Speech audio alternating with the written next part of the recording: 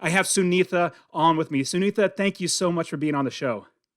Thanks for having me. I'm really excited to speak to you today.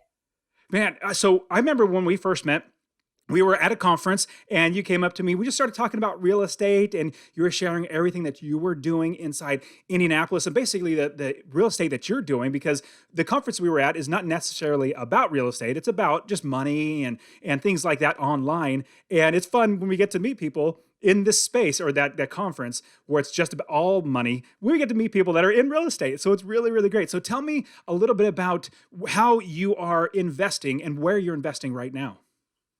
So I am investing in Indianapolis, which is where I currently live. I have 7 doors, most of which are long-term rentals, and I recently moved into the short-term rental space with one of those units. I started investing about 2 years ago. So this is when I was still living in Boston. I grew up on the East Coast, and I was working, and I'm still working as a financial analyst for a biopharma company. And for a while, I was all about doing everything that I could to climb that corporate ladder, working nights and weekends, sacrificing holidays, like you name it, I did it. um, but after a while, I started to realize, it's not always a meritocracy, and I was living a life where everything that I cared about came after work. And while that has given me dividends by by adopting that attitude, I also realized it was very constricting. I was faced with these constraints, the two biggest constraints in our lives, which are time and money. Like we make the vast majority of our decisions based on the constraints we have on our time and what we can afford, right? And my company was just had like this stranglehold on both of those. And that's when I realized, hey, I need to do something different to build a better life. I eventually started looking into different aspects of personal finance and found real estate and just absolutely became enamored with so many aspects of it that I spent 2 years studying. I was in grad school, so I didn't have any money. Spent 2 years studying until I could save up a little bit of money. And then in 2018, I made the jump and have been working on investing and growing my portfolio ever since. And I've been super committed to doing that to the extent where I actually left Boston, left the East Coast where I grew up, a place that I loved, to move out to Indianapolis so that I could design and build my dream life.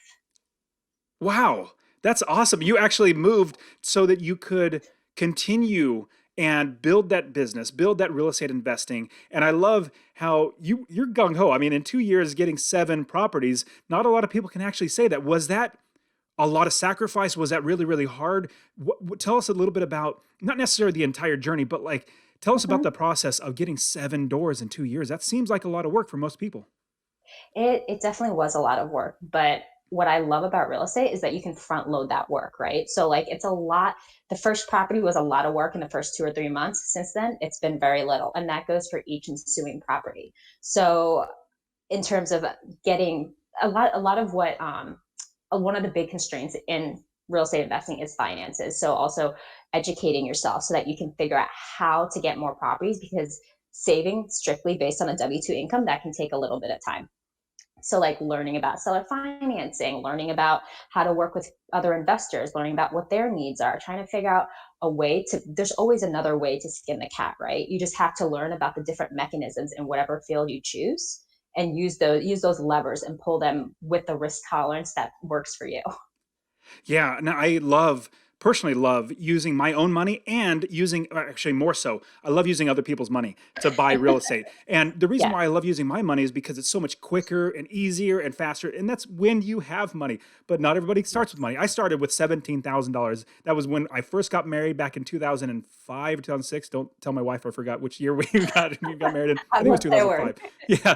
But so I didn't save any money. I was never really taught to save. I was told not to get into debt, which was great, but I wasn't told Mhm. to save or taught to save. My wife saved, I think she had maybe about $15,000 that she saved up. Then we got married, and within 6 months, I said, you know what? I really want to spend every bit of your money that we just got married and buy a rental property. So we're really blessed now. Praise the Lord. We bought that first one and kept just rolling it over and getting the next one and the next one after that. Yep. But yeah, utilizing other people's money is really, really good. But then also, like you said, you made a big not necessarily a huge sacrifice in the sense that you moved, but you did something drastic that not many people Yes. would do, moving from someplace that you know and love and grew up Mhm. to someplace like Indianapolis. So tell me about that idea that it's really good for you and your business to actually move there? What made that decision easier for you to do? The thought of the life that I wanted to live. So my goal is not to climb that corporate ladder for the next 40 years. I want I want to do well, but then be able to transition out and spend time on things that create the most value in my life, whether that's spending time with my loved ones or traveling. I really am passionate about helping people. I would really love to be in the nonprofit world. And staying where I was would not get me to that end goal very quickly. So it's all about what does your life look like when you have been successfully unemployed, and how do you get there more quickly? And just, you have to make those sacrifices sometimes. Like, if I was to stay in Boston, that life would have continued, and I would never have gotten to the point, or not for a very long time, gotten to the point where I could truly be successful on my own terms. So it really took time and understanding what that looked like for me in order to build that life. And once I understood what that would take, then it's much easier to make those sacrifices, because you have that vision in mind, and it's much easier to keep working for it when you know what that end goal is and you know how to get there. And so you started with the idea that I want to build my life or my lifestyle or everything around what I want, as opposed to just working that, and I love to call the term your job, that just over broke job. Just over Because broke. Yeah. yeah, you're just over broke. Your boss is paying you just enough to keep you working, but not too much that takes money out of their pocket. And so you're Exactly. just enough and just enough. And I got tired of living that way. And as I bought my first property, I started realizing, oh my goodness, because my business model is I make $250 or more on every single property, or I don't buy it, or I, negotiate, get the price down, all that sort of stuff. Yep. I need to make $250 per property on every single one of my property. And when I first bought that first property, I think I made $350 was my first check that I got in That passive must have income felt from so it. good. Oh my goodness. I was like, how can I get more of these? I mean, okay, one Right. property Yeah. is 350. If I had 10 properties, that's 3,500. If I have 20, that's 7,000. Oh, it was just Yeah. the scales. I was like, oh my goodness, how do I Yeah. do this? I'm going to jump all in. Okay. So what you did, something that I didn't do. So I started in California when I started investing in 2006. So I started investing not in California. I was living in California, but I bought in Ohio. So far away, I flew You were a there. long I distance saw, investor too. Yeah. as yes, absolutely. After flying there, viewing everything, talking to people, I didn't do everything wrong, but I didn't do everything right. Like I've so fine tuned my business model now and how I like a step by step system that I have. But from that, I was able to buy my first property far, far away, and then I kept buying them far, far away. I didn't actually move to Yeah. where my properties are now. Is that something we would necessarily need to do? Is to live where we are investing? I don't believe so. No. So I was on a race, like, to get to that end goal line, right? So you absolutely don't need to. I mean, I think when people ask me about my favorite investment or my best investment, it's probably the very first purchase I made. I made sight unseen, just with a video walkthrough, being completely new from 1,000 miles away. So it's 100% doable. And all 5 doors that I bought that first year when I was still in Boston have all performed so well. Like, I cannot complain. People stay there, people take care of the units. It's just been easy, honestly. So it's absolutely not necessary to move to your location. I have found I have found advantages from being at my location now, but it's definitely not a necessity, especially if you can stay where you are, and you're able to make a higher income and dump that into a lower cost location. I would definitely advocate for staying there. You have to look at the holistic picture, and it's also quality of life, right? Because you were married, you had a family. It's a little bit harder to pick up and move, whereas I'm just like the solo gypsy running around. So it was very easy for me to like pack up my car and be like, later, fam. I'll I see you love at it. Easter. So it's definitely not a necessity, but I would think about what the locals have over you that is advantageous, and how you can go about remedying that. So, like, when I was away, I would make sure to make very, very good relationships with whoever came onto my property, the contractors, etc. And then try my best to network to find them other business once they did a good job, because like your reputation can take you really far. So I work so hard. And you know what? I actually still do with my property manager. I think I probably recommended her to you as well. I work so hard to get her business, even still, even now that I'm here, because you need to be able to figure out how to add value to others. And that is, in the end, somehow it comes back to you. And even if you don't see the direct connection, you're doing good for others. And there's nothing better than that. I wholeheartedly agree with that. And I found a while ago that the more people that I help, the better, not just financially I do, which I do better financially, the more people that I help, but just internally. I just feel better when I'm building somebody up. And that's why, like, Yes. Successfully Unemployed, I love that podcast. I love everything about it. It's like a passion project of mine because not everybody wants necessarily real estate, which is weird to me or us. It's really Right? weird, but there are plenty of ways to do it. And so the more people that I help, the more my business gets better, not just monetarily, but I feel better. I learn so many more things. I change the way I do things because I'm not the end all be all of everything. And so I try to learn from every single person. Okay, so it sounds like to me, a little bit of switch of gear. It sounds Mhm. like you have a good grasp of, not grasp, that's not the right way to say it. It sounds like you can tolerate risk pretty well, like up and leave and start buy 7 properties and It what. depends.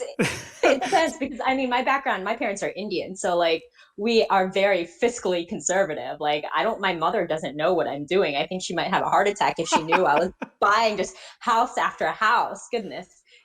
So there's definitely some kinds of risk, and learning learning how to mitigate where you fall back in terms of what you need to take on that risk is also like very important. So I it's taking me 2 years to get to the point where I would feel comfortable taking on an investor, investing someone else's money, because I could never sit across the table from someone if like I didn't if I wasn't able to return their capital or wasn't able to give them their returns. Like I know what it's like to struggle monetarily, and there's no way I could put anyone in that position. So I know others who've definitely grown faster because they've been able to like syndicate, draw funds, do whatever they need to do to raise the cash and dump it in somewhere.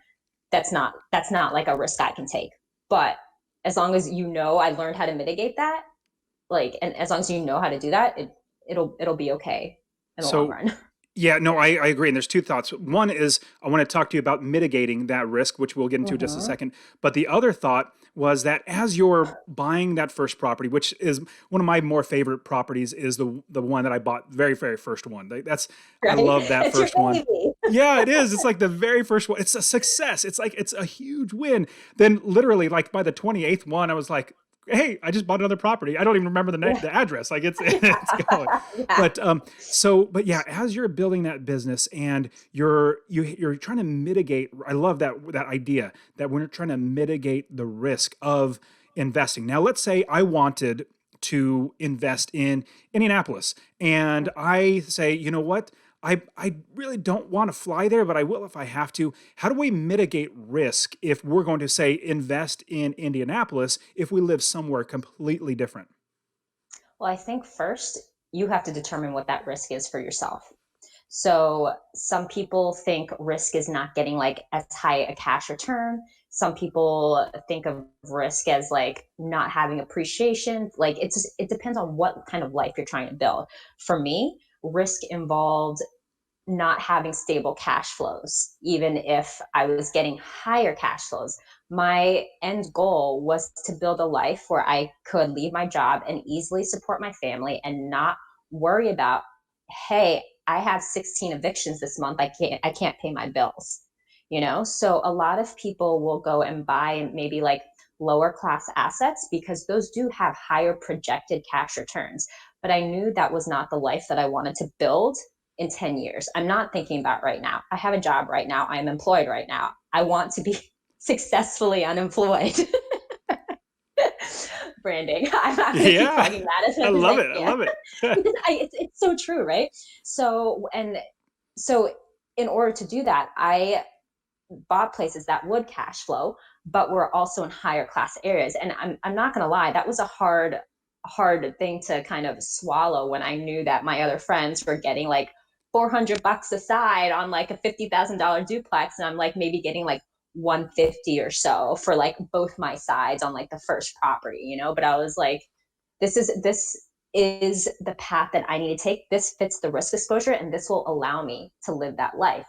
So, and I'm a very visual person. I think the visual piece helps a lot, but maybe I'm biased. So when you're talking about like mitigating risk, when I think about my specific type of risk, if I want a good asset that's in a stable area, no crime or very very low crime, right? And so for that, like I learned pretty early on, like truly a crime maps really works. So like really funny story. Before I chose to invest in Indianapolis, I visited Kansas City, and this was before I was really new. This was before I knew about crime maps, before I really knew anything, right? And we're walking around this quadplex, and it looks like it's in a decent area. Like the sun's out, it's shining, like the place looks nice, the numbers are great. We're talking like 2.5% price to rent ratio. And I'm just like, what am I missing? What am I missing? Right? There's something here that I'm missing. We're walking around the backyard. I found casings for bullets. And In the and city, then yeah. yeah, like in that house. And then I went back and I was talking to someone else, and someone mentioned the crime maps. And I was like, what on earth is that? Went back to the hotel room, pulled it up. That place, this is when Troy was still red, yellow, green. That place lit up like a red Lots of Christmas crime. tree. Yeah, just like on that block. That was like the worst block. So like for me, it's crime. The other thing is school districts, equally important. So my first five properties were all purchased in an area that had the best school districts in the greater Indianapolis area. I'm getting more stable tenants. People don't leave. Places get filled up really early. Last I love August, renting to families. They're yes, fantastic. Yes. they are. And so like another anecdotal story is I bought these to rent to families, right? Last year I had a property that went off market, needed to be fixed up, came back on market a week before school started. And I'm just like, everybody is set. They've already moved, I'm yeah. not, yeah, I'm not going to get a renter in. I got a renter in at market price in 2 days. Wow. Yes. Yeah. So like understanding what, and so if that's not stability and cash flows, I don't know what is. I might be making a little bit less, but I know what I'm making month over month. No one's giving me a problem about paying. It's never been an issue, and never in my 2 years. But those are two big things that I look at. That's great. I love those. And I definitely that truly a crime map is very, very smart. So what I like to do, and when I mentioned the when you said the shell casing, and when I said in the city is because in the city, anywhere in any city, you cannot fire firearms. Like if you're in the rural areas, if you have Oh, I some didn't know that. yeah, yeah, yeah, outside you absolutely like if it's county, usually in most states the county you can shoot firearms, not like, just go gung ho, but it's not absolutely like against city ordinances. But if you're in the city, almost like literally 100% of the cities in America, you cannot shoot firearms or any like even a high powered pellet gun. That could even be I didn't considered know that. bad. Bow and arrow, like you can't shoot anything that's lethal. And so yeah, when Okay, I said I was guys. like, yeah. So it's inside the city limits, which is very, very bad. So if you're having that, and so for me, when I'm looking at an area of the country, and in fact, all the students that I teach, we look at many different cities. But here's the big thing, because somebody would ask me, "What do you think about this city?" or "What do you think about that city?" I'm like, I don't know. I'm not the expert. We need to hire those experts, like the property managers, Mhm. the realtors. And here's the Yes. biggest thing that I always try to make sure every student realizes that if your property manager will not manage that property because there's high crime, because it's a bad area, We don't want to don't be buy there. that property. You can't manage it. Absolutely. Yeah. And so Absolutely. Yeah. you're right on with that. I love, and also with schools, the school district is something that's also because like I said, I love renting to families that parents have solid jobs. They go to a solid school that they really, I'm not say they love it, but they're locked in that school. It takes a lot for them to up and move. Their job's right there, their work, the school's right there. So I love stable tenants. Now, one thing that you mentioned about possibly getting not you, but like you mentioned the thought of like getting we were talking about leverage and almost getting over leverage or utilizing how some people, and you and I are not like that, where we would just grow to like 100, 200, or 300 units because we're just syndicating, Yeah. borrowing money, and just really getting really highly leveraged. The reason why I did not have any issues because I started investing in 2006 before the crash, all through That's right. 2007, 2008, and even now, prices are pretty high. There will be a correction sometime. The reason why I was totally fine throughout, because I invest for cash flow, number one, but number two, I don't go gung ho like hog wild on getting over leverage. And I was talking to another gentleman, he's an investor. He in 2008, he literally got destroyed. He was driving a Ferraris, Rolexes, he was high life. And then 2008 hit and everything was gone because he was so highly leveraged. But if we're like us, if we invest for cash flow, we don't just Mhm. crush our getting too much leverage where all of a sudden it gets destroyed and then everything gets taken away.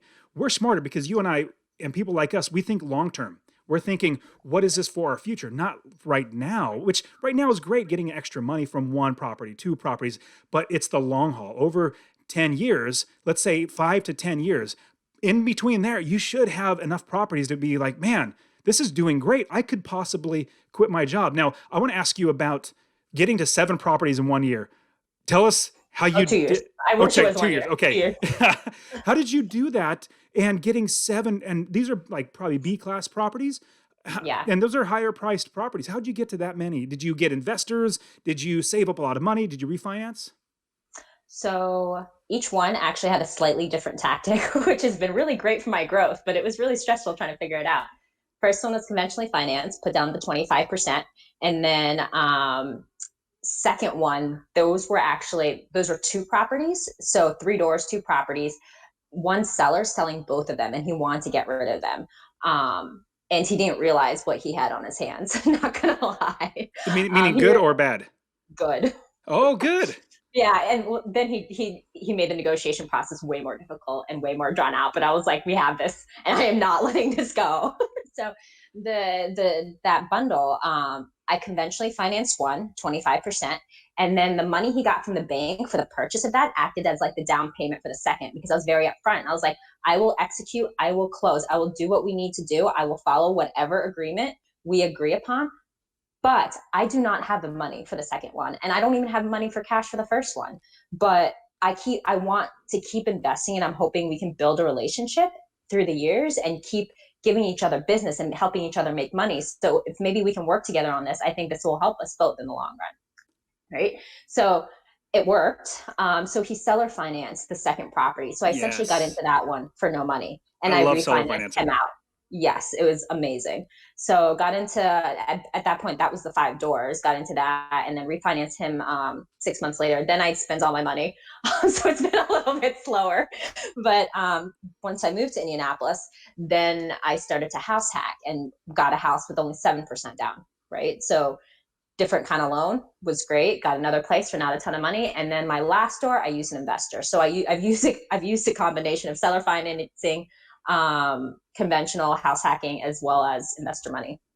That's I love real estate and I love coaching people because most people think, okay, the way to buy or to start investing, the way to buy rental properties, I get a mortgage broker and I get a realtor and I put them together and I have a property. That's just one of hundreds of ways to get funding, find properties, run the properties. Like there's just so many ways to do it. And you just touched on a few of them that are great, great. And like I said, I love seller financing. It's just so amazing. Yeah. So good for you. Now, from there, I want to talk to you about if I wanted to invest in Indianapolis. Now, there are better areas than others. There are bad areas. We don't need to get into that because if somebody were to invest, they have to do their own homework to really figure out which ones are good or which ones are bad. But what would you say would be the first or second step? Like we know Indianapolis, we want to start investing there. What's our next step that we got to do?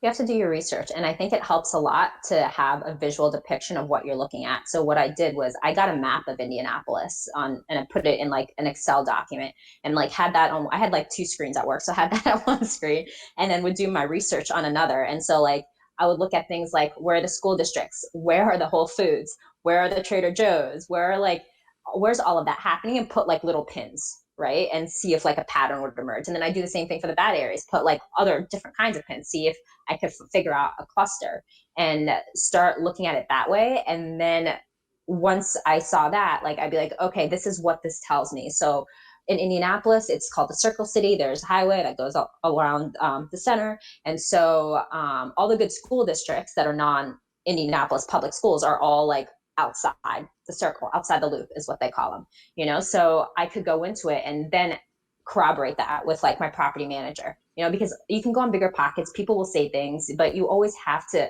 verify everything because everyone is speaking from a different personal bias. So 100% you agree. like never want to take what someone says like at full value. It doesn't mean they don't know what they're doing. It just means that they have their own tolerances that is coloring their vision, and that might not be your path, right? That So is pausing that thought. So I want you to keep going, but I want to definitely reiterate what you just said. There are many different ways that people invest in real estate, and I would suggest you go with what is the best for your risk tolerance, where you are financially, what your goals are. And what I did was I want to say recently, about 2 or 3 years ago, I was like, I want to help more people. So I went on to Bigger Pockets and I was trying to, get in the forums and help people out. They're asking questions like, well, this is what helped me out. And I'll get one person say, hey, that's a great idea. Thanks for sharing. But then like 2 or 3 other people say, that guy has no clue what he's doing. He is absolutely wrong. Don't listen to him. Listen to me. I'm like, what in the world? Like, this is my business model. This is what worked for me. Like, why are you? yeah, And so there's just exactly. so many voices that are going into you. You just need to figure out what's best for you. Yeah, and what is successfully unemployed for you, right? So Exactly. for some people, that's buying 300 units in a D class area and just putting all their money there. And then they're so diversified, it doesn't matter if they have 27 evictions in 1 month. That doesn't work for everybody, you know? Hmm. So you have to figure out what it looks like for you and whether that fits. I agree. Okay. So from there, and I love the idea. We're figuring out what we're doing. Now, Mhm. what's the next? Is it next finding the property, or do we got to figure out who's going to actually be running the business? What do we do next? Yeah, you find your people. The people, your people will make or break your team, your entire investment career. There are, there have been property managers and other people in Indy who have engaged in fraudulent activities and completely taken thousands and thousands and thousands of dollars from the investors. So it doesn't matter. You can do all your research, you can make all your maps, you can do all your colors, you can like read until like your eyes fall out. But if you're working with someone who is not trustworthy, you can lose all of it. So verify, network, listen, like our gut instincts know a lot more than we give them They credit sure for, do. I agree. And I think having people who will tell you no and who will be honest with that, it takes time to figure out if they're being honest. You kind of have to test them a little bit. They are worth their weight in gold. That's why I love my property manager from the beginning. She might not always say no, but she'll be like, okay, I think this needs a higher return. What does that mean, Sunitha? That means there's probably higher risk. So you need more money to be compensated for that. Therefore, it's probably not a better area. Therefore, it might not fit my model. Okay, moving on. And then also being very clear with them sometimes. So, like with my agent, I kind of had to train him, So I have this map, right? And so in the circle, in these areas are safer. My projected cash flow is going to be lower. So here's what my price to rent ratio will be, just as like a quick test. If I'm going down into the center, this is what it needs to be. And these are the specs it needs to be at in order for it to in order for me to make it work. So it's learning that, getting the evidence from the people around you, getting honest people, and then training them to further tease out exactly what you are looking for and exactly what you need to set up that life.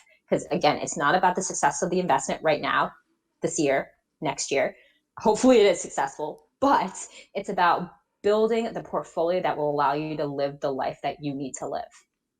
I love that idea. And as I'm working with my students, what I'm telling them is as many points of information or reference or knowledge that you can get and put in your brain, you need to disseminate that inside your brain. So if you have a contractor there, if you have your property manager, if you have an inspector, even if you have somebody that's just unclogging a leak or something like, or fixing a leak or unclogging, you want to get as much information as possible. And especially a property manager, not just the information, but trustworthy information. If you have a not so good property manager that doesn't call you back, that isn't on top of things, that isn't keeping in contact with you, making probably some charges that you're like, man, why did I get charged for this? Or, Yep. hey, this wasn't necessary. I would not have approved it.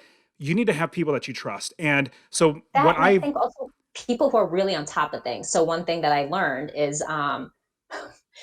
if your property manager is like newer, they need to understand how the money moves, otherwise you're not going to get your money. I had to learn that the hard way by having one of my properties shift to someone I hadn't chosen, and it was really hard for me to get my money because he did not understand the full dynamic. So you need someone who knows it like the back of their hand. I don't believe in taking a chance in someone new, even if it's at a cheaper rate, because you will pay for that one You way or are another. 100% right. I don't want to pay for a new person's mistakes. I don't like going with somebody that's brand new that it's just, I mean, they can get their teeth cut on other properties. I mean, that's Mhm. totally fine. But just for my properties, my family, I feed my kids with this money. And so I want to make sure I have somebody as spot on or knows their numbers or Yes. knows how to run the business. Now, on top of that, though, I do give them all of my property managers. I give them so they have their guidelines of what they normally do. Like, rent's due on the first, it's late after the third when they do the evictions, and they have a whole bunch of other things that are their business process. But what I do is I look at what they already have designed for all of their clients, and I say, this is good, this is bad, this is good, this is bad, but this is Yes. how I want you to run my property. So, blanket, this is what you do, default to this. And so, Yes. in doing that, they have an understanding of how I want my business to run, and I'm not going to have to question like, hey, are they actually doing it right? So that's a Yeah. great right now. Once we have, let's say we built a team, or we have number one, the property manager, we have some contractors, we have some handymen, and we're getting ready, and we have a couple realtors looking around. What is funding the next step? Is it finding the property next? What's the next step after we've already started developing the team? You've got to have the money ready, right? Because if you find the property and don't have the funding, what use is the property? So have the money ready, depending on whatever that is. Sometimes that can be a little bit more challenging. That's something that I struggled with when I started looking at investors. There was someone I wanted to work with last year who pulled out last minute for that refi with that seller finance property. So I won't be working with him again, even though he has plenty of money. It's just that's not a risk that I can take. So just making sure that whoever you work with or your own funding is solid and ready to go, because not only does that affect your ability to execute, it also impacts how people perceive you. You want to be a closer every time you get to the table. You want your agent to know, you want your property manager to know, if they bring you something, you say, yeah, I can do it, that you actually will do it. And you will do, and sometimes deals fall through. I had a quadplex fall through, but that did not mean that I did not. Yeah. Anyway, let me phrase that easier. I called I called every bank in that town trying to find someone who would finance it, and it just, I could not make it work. I was running headfirst into a brick wall, and they need to know that if you say you're going to do it, you're going to do everything in your power to make it happen. So there's no way that you can go get a property or get one under contract or try to get one under contract or have someone looking and not have the money. Can you imagine that conversation? Sorry, I don't have any money right now, after you've been looking for weeks. And people like us who are we're go-getters, we're gonna do everything we can to get this deal to go through, but sometimes it just will. But I love your thought that we want to be seen as buyers, as investors, as we get the deal done. If we have a deal come to us, especially, I don't know how, we haven't actually talked about this, but I personally love wholesalers. They're some of my favorite people to work with because they work so hard. And I wake up in the morning, I'm drinking my coffee, and I open up my email of all a list of properties that they worked hard to get. They're Yeah. sending it to me. Here's the property. I'm like, well, shoot, I'm getting this like 10% or 15% below market value. I'm paying you like $2,000 or $3,000. Shoot, that's a good deal. Let's go ahead and jump on it, or something Yeah. like that. I Yeah. love wholesalers, and I love working with people. So if we're going to be finding properties, do you have any tips or any ideas other than like, MLS or Zillow? Any other tips that we can do to find good properties? I think it depends on your market. So in Indianapolis, we have like a Facebook group for out of state investors that I'm still a part of, even though now I'm in state. And we do have like people who like local vendors and stuff. And that's actually how I found my last deal, was through this like Facebook group. And it's just trying to figure out who the people are who bring in the most volume. And unfortunately, sometimes you have to measure that with like how big their buyers list is, because some of the biggest guys I can't really compete with on their buyers list, because they will have people come in from California who have like hundreds of thousands of dollars in cash, and they can afford to put like that 3 grand down, non-refundable deposit, buy it sight unseen. I'm still working around the clock for my finance job, supporting myself with my W-2 income. Like I can't throw 3 grand at this property, 3 grand at that property, not execute or buy one, and then find like knob and tube wiring or some weird electrical stuff going on. Like I can't afford those kinds of mistakes with the size of my portfolio right now. So maybe at some point I can, but if I work with the smaller guys, I can build that relationship with them and work with them so that maybe I get a little more time to get financing. Maybe I can actually get that inspection, because they know that I'll execute time and again, and they don't have quite that list to pull from. So Yeah, and what you said was something that is really interesting because if somebody is a doctor or a lawyer, they usually have lots of taxable income. They want to park that somewhere. They're not investors like us where we're passive income. yeah, We're investing for cash flow because that's what we feed our family on. They're like, shoot, I'm going to actually, even though I'm going to lose like $100 a month on this property in passive income, I'm going to be saving thousands of dollars a year in taxes. So shoot, I'll just park my money here. So it's hard. I completely understand.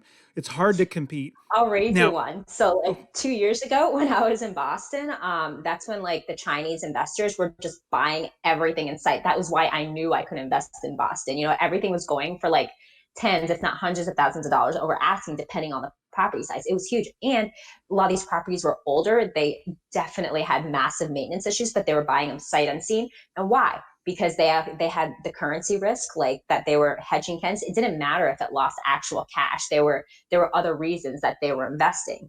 So the same thing goes in any other market. You have to understand why other people are investing and how you can compete with that. yeah, I absolutely agree. Now, I want to also touch on the numbers game. Like the more offers you put in, eventually you're going to get one. Tell me about what are your thoughts about should we put in just one offer a month? When we say hey, it's a great deal, let's put an offer in now. Should we put more offers in? How do we make sure that the numbers kind of work in our favor to eventually we get a good deal? um i think I think it's harder to find good deals. So if you find one, put an offer in ASAP.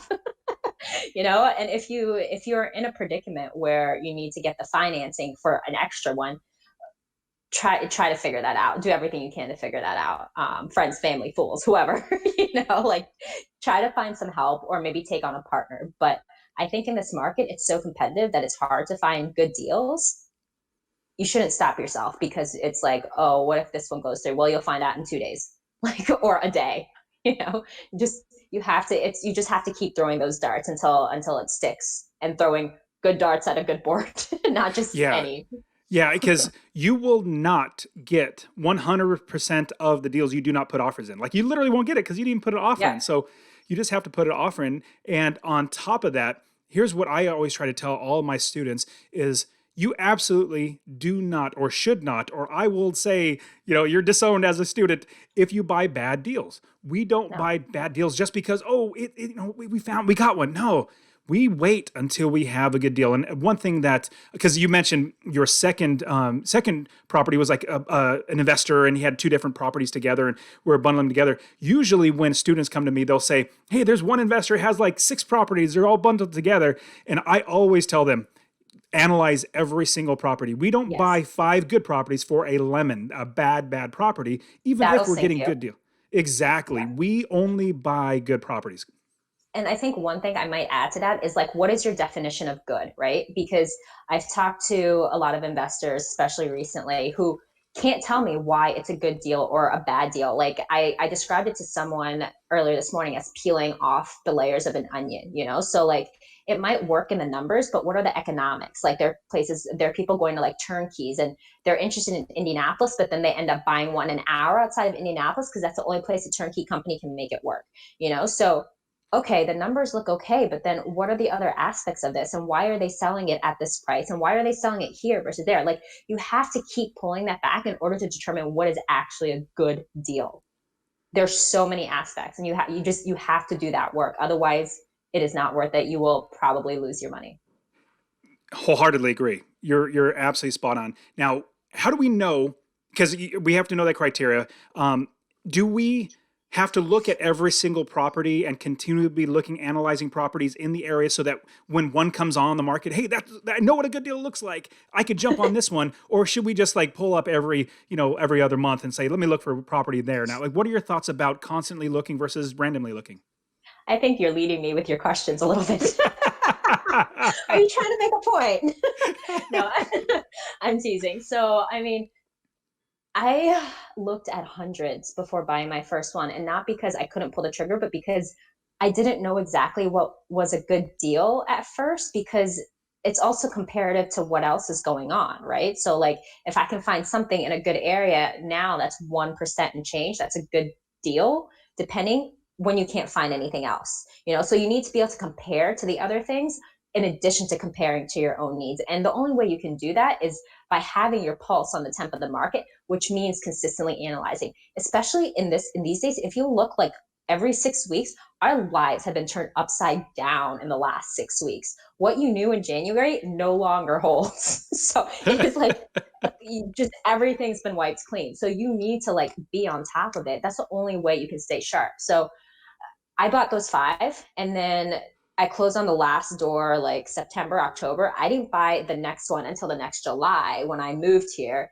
And I was so rusty. I'd already closed on five doors, and I'd done it in a much harder way, doing it, never setting foot on them. Like I'd already been in this house the year before because I knew the owner. It was a long story. And like I knew this house, but I was like struggling with like my analysis because it had been time had passed. So like you definitely need to stay sharp in order to like be able to like really execute. It becomes easier. Executing sometimes is hard, especially for new investors, because there's a lot of triggers you have to pull. But if you keep stepping up and keep putting yourself out there, then it gets easier to pull those triggers time after time, because you're like, I've been here, I've done this, I've almost pulled the trigger. This is just a small inch forward. Yeah, I love that idea. I want to switch a little bit of gears to we've been talking a lot about long-term rentals. Now, Mm-hmm. I am not an Airbnb expert at all, and Who especially is? right now, well, if Yeah. you think about what's going on right now where people don't travel, they're locked in their houses, and I see there are some people that do the rental arbitrage where basically they're leasing somebody else's house, putting furniture in it, and then having an Airbnb, and they're turning over Airbnb people, but they're literally having it closed down. They're stuck for the leases. They have all the furniture, but nobody's traveling. They have all these expenses. Now, that's a whole different model, which we're not talking about. You own these houses, so we're still investors. It's just short term versus long term. So we're not talking about rental arbitrage. But tell me a little bit about, because I mean, just teach me, what are your thoughts about short term versus long term rental properties? So I converted my smallest unit in that first property that I bought into a short-term rental last October. And I think first things first with short-term rentals, I thought this back then, and now this just like supports my theory. Have more than one exit strategy. If it's just a short-term rental, don't do it. Like if you can only make it work as a short-term rental, I should say, don't do it. Hmm. And I'm not a fan of the arbitrage. I'm a fan of building wealth, by paying down that We're long mortgage. term people. Yes, absolutely. Exactly. And so like have both of those. Make sure you're building for the long term. You have an exit strategy, and then also the way I looked at it is like, what kind of bar did I have in order for this to be successful? So like it was a small unit, one bedroom, one bathroom, split level carriage house, maybe like 400 square feet. It, if we look at the mechanics of that tenant, it's hard to make that profitable. It wasn't downtown.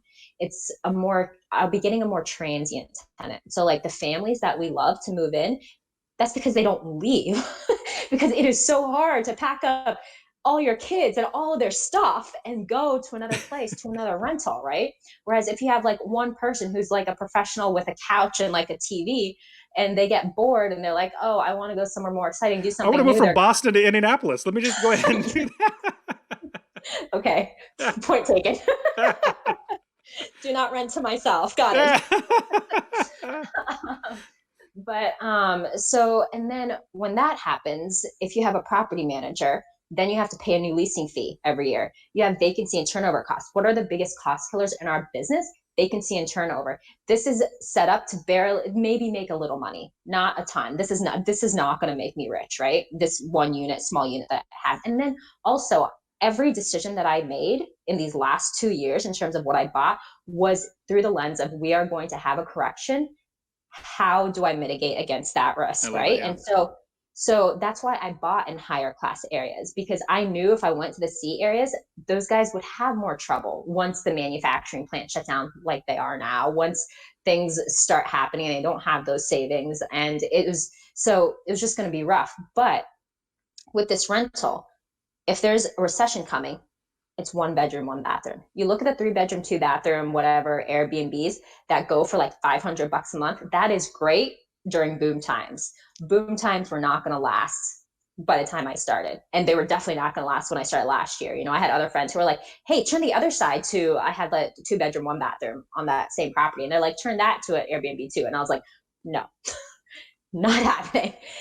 So the bar for me was very low, and then just looking at, like, I only had to make 450, essentially $500 a month, in order to be more successful than a long-term rental. And if I'm renting every night and I look at the other Airbnbs in the area, and like the cheapest is like 40-50 bucks if I want to compete on price and go out $50 a night, and I look at average occupancy in that area, average occupancy 60%, you can do the math. What's 40 bucks or even $35 a night at 50% occupancy? It's probably still more profitable than a long-term rental. Like, so if I completely suck at this, I probably still make some money, but I don't suck. So mostly. But I do absolutely want to make sure everybody understands that you have a great point, is having not necessarily, you say you were use the word extra strategy. It could also just be how you make money from that property. I mean, you could Yes. have many, Yes. yeah, many different ways. And one of them could be a short-term rental property. Like one of my properties in Arizona, I'd love to turn it into a short-term rental property whenever the tenants move out and everything. I'd be totally fine to do that just to try it out. But when you think about Airbnb or VRBO or these short-term sites, websites that put a renter and a one-day renter versus long-term, when they put that in there, that's really in the boom cycles. Like when people aren't moving, like right now, people are literally locked down. If they're not going anywhere, they're not going to rent. And so I love how you have an idea, like you can have options, and that's something I just love. Is real estate gives you so many options if you do Yes. the business right. So let's jump Yes. into. I want to ask you, what is some one of your bit of advice that you can give to anybody who is saying, you know what, I'm going to get started. I know I'm already going to get started. I know my goal. I know the vision of what I want to do. I like what Sunitha has been talking about, building wealth and having long-term wealth and eventually being successful and employed. What is any bit of advice that we should look at to get started? You've already given us great stuff, but is there anything else that we could be looking at? I mean, I think there are a few things. One is obviously educating yourself, making sure you know what you're doing. Two, especially in this environment that we're living in, be ready for the worst case scenario. Can you handle that? What does that look like? And then three is build your network. And that's not just like your core four, your property manager, your agent. That is made up of other investors who are legitimately, they're not just like your acquaintances, they are your legitimate friends. Like, they are the people you can call on when everything's hitting the fan and you can't figure it out. Because calling another investor who is not actually your friend when you're like panicked because of X, Y, and Z, that's not going to go so well. But like, you really have to work to build your network and surround yourself with like minded people. That is going to make all the difference in the world. That's great. I love that idea. And I know that my business, as I started telling more people that I was an investor, and especially starting Master Passive Income, now like lots and lots of people know that I'm an investor. Like I'm shouting it to everybody, I'm an investor. So many more deals come, so much more money comes to me. Like, hey, Yeah. can I invest through you? And things like I have to turn down opportunities just because there's so many. And so the more people that Yeah. I work with, more people I talk to, more people I network with, the better things get. So I love that. That's fantastic. So from there, what is one little bit of advice that you would give your younger self? Like, younger Sunitha back in, I don't know, like let's say 20 years old or 18 years old. Any bit of advice that you would, it could be Oh, business, it could be life or anything like that. start investing earlier. Okay. So you want to hear a story, right? So I grew up in Florida. I moved to Boston for undergrad, I think like 2010. Think about where the Florida market was around then. And I've always been obsessed with houses. I wanted to buy a house before I got accepted to college up there. And I actually wanted to I was living in this really cute townhouse. It was like 800 square feet, 2 bedroom, 1 bathroom. I was paying 850 a month, the going rate. Townhouses in that area were selling for $40,000, Ooh, and they were nice.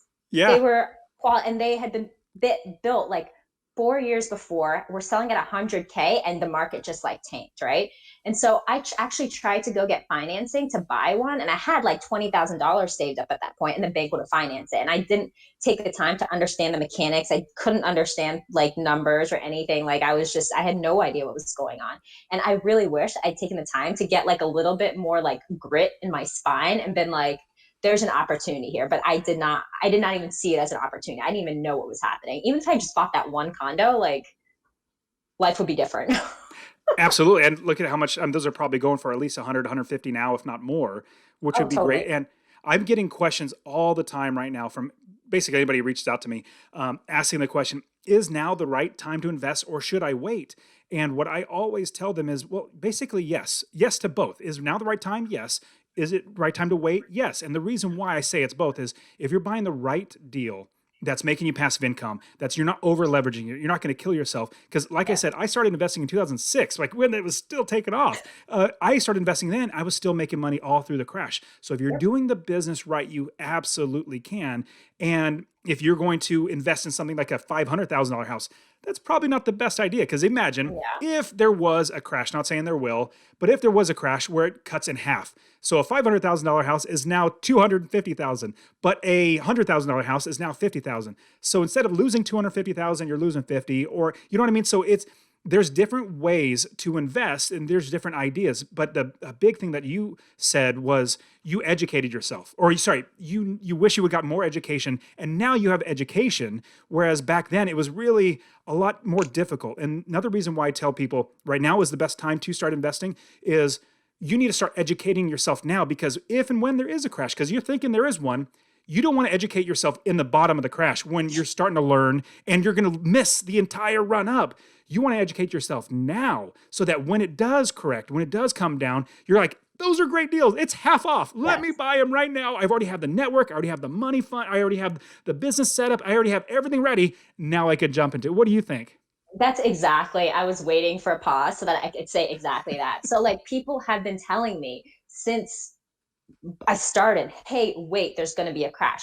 Okay, great. If I waited, I would probably have X amount of dollars to spend, but I'd be doing everything as a brand new investor, and I wouldn't have the reputation or the networks that I've worked to build today.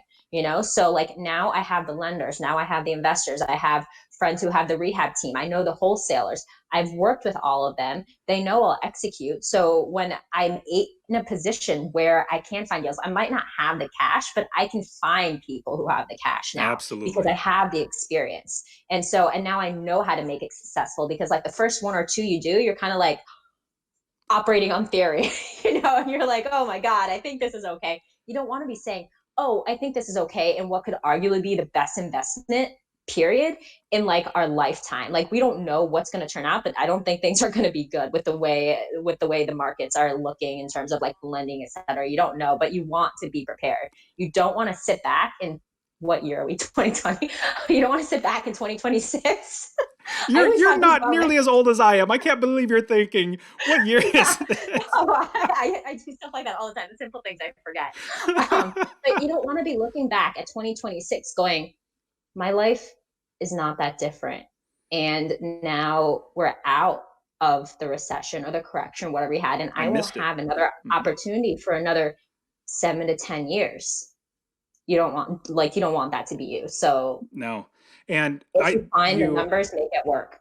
your apps, I love everything that you're saying. I completely wholeheartedly agree. I am so excited for when the prices get dropped in half, or they, I don't want to say recession because it's going to hurt lots and lots of So people, many people. but Yeah. people that are hugely over leveraged, the people that don't do the business like I'm doing, and they might lose their shirt, and I'll be there and say, yeah, I'll take that property half off. Yeah, please. So I have plenty of cash waiting. Plus I have the knowledge. Plus I have the experience and the network, just like everything you said, that I'm excited for when there is something that is going to change. And everybody Yeah. who has, like you, like me, who have already have experience, we've already learned the way we like to do the business, our Mhm. business model, we can jump on those things. So, man, that's great. Okay, Yeah. so Sunitha, last thing is, what is one nonfiction book that you would say is a really, really good book that we should look at and read?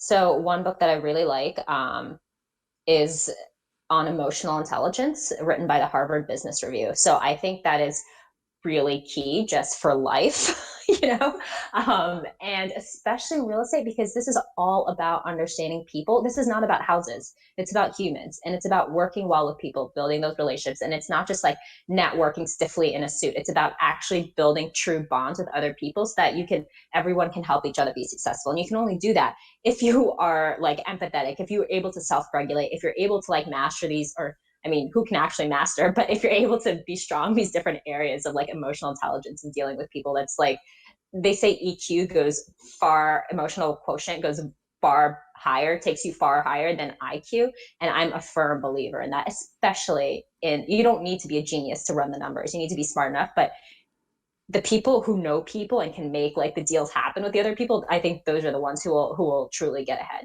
So that is number one. And the other one, well, I have like a bunch, but another one that I really like is Tribe of Mentors by Tim Ferriss, because like I really like exposure to successful people is how we can learn how they think. It's not necessarily what they do, but it's the thought process that gets them there. That's what makes them successful.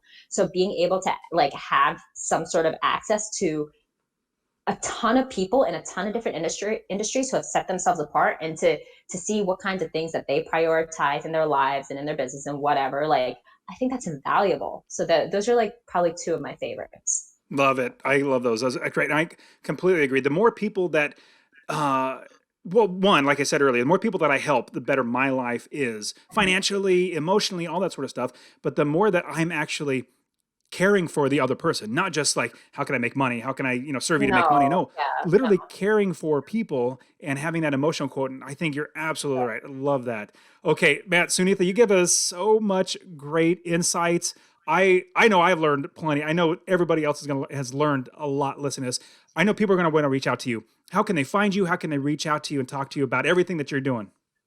So I have a website and an Instagram handle, of course.